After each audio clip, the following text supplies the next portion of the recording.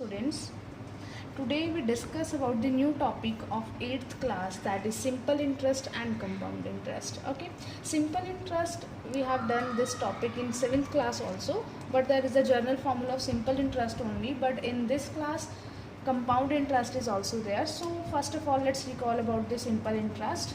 Simple interest is mentioned by SI. Okay, so first of all, what is the simple interest? Let us discuss about it.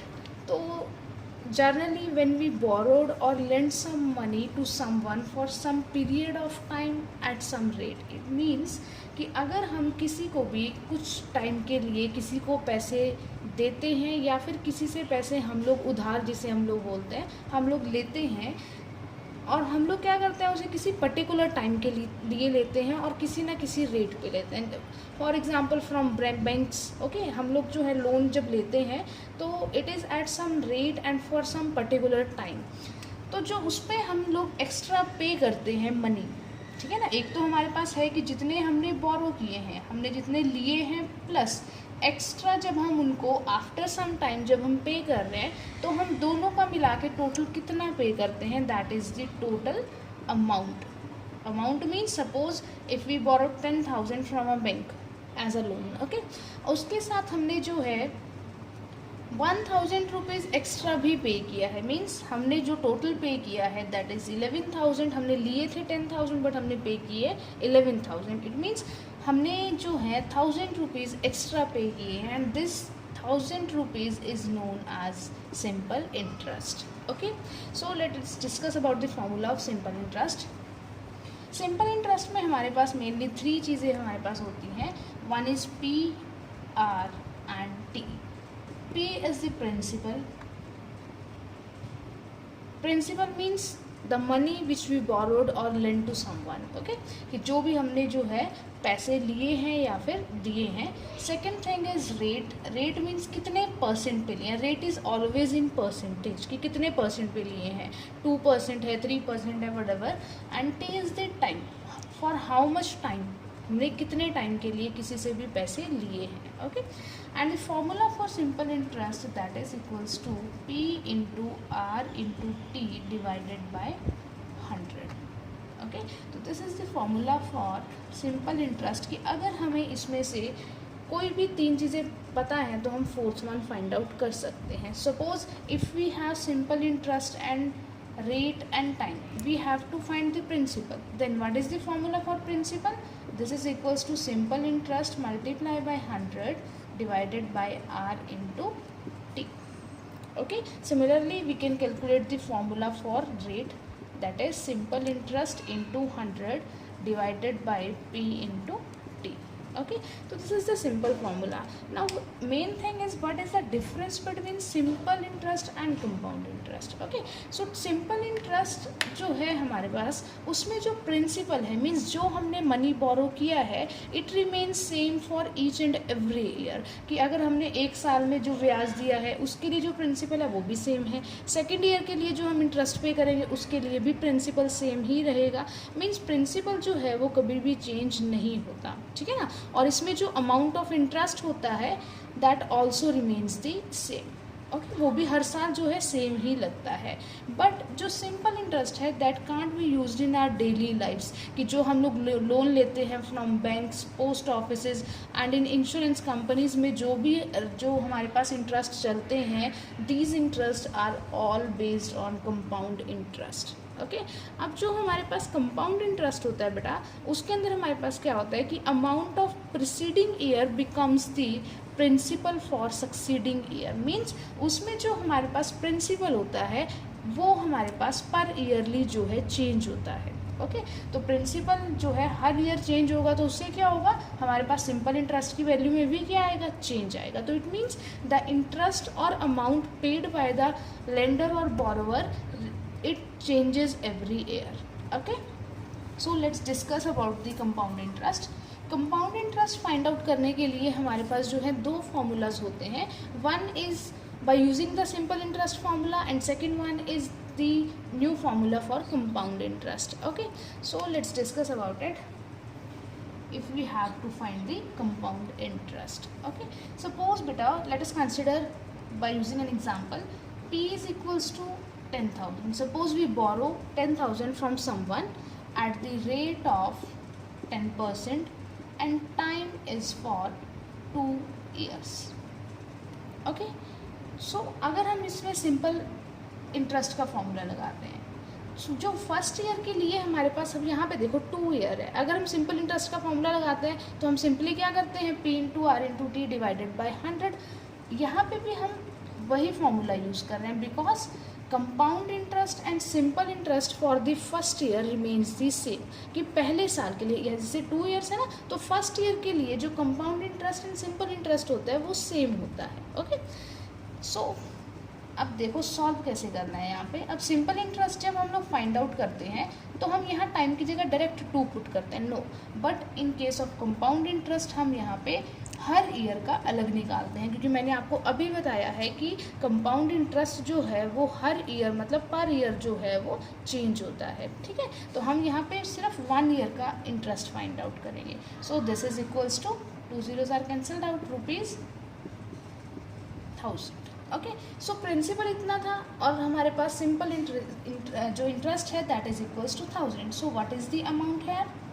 Amount is equals to, amount मतलब जितना हमने लिया था और plus जितना हमने extra pay किया है, that is equals to 10,000 plus ₹1,000. This is equals to 11,000.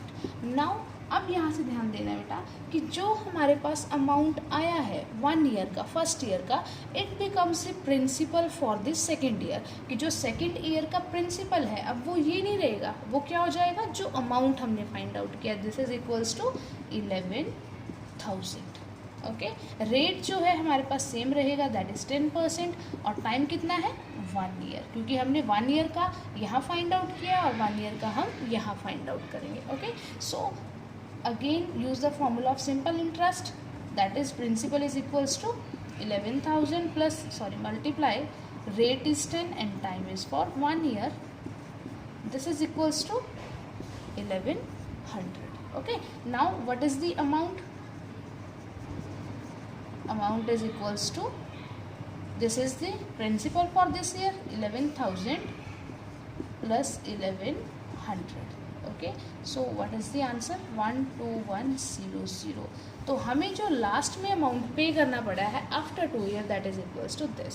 तो बेटा एक तो हमारे पास ये मेथड है, अगर यहाँ पे 3 ईयर्स होता तो हम क्या करते फर्दर, अब ये जो अमाउंट है वो थर्ड ईयर के लिए क्या बन जाता है, प्रिंसिपल, और फिर से हम लोग यही प्रोसेस शुरू करते हैं. ओके, तो हम लोग जो है कंपाउंड इंटरेस्ट में पर ईयरली जो है सिंपल इंटरेस्ट का फॉर्मूला यूज़ करके फाइंड आउट कर सकते हैं, but this is very lengthy method. So at the place of this formula we have the direct formula for compound interest. Just एक फॉर्मूला है and you have to put the values in that formula and you get the answer from that. Okay, so I will explain you that formula. Formula for this is equals to P 1 plus R divided by 100 raised to the power n. Okay, R is the rate and n is the time period. Okay, सो बेटा अगर आप जो है अभी हमने पीछे जो values consider की थी, अगर आप उन वैल्यूज़ को यहाँ पे पुट करोगे then answer remains the same, वही आंसर आएगा आपका जो पीछे आ रहा था. Okay, so this is the direct formula to find the amount.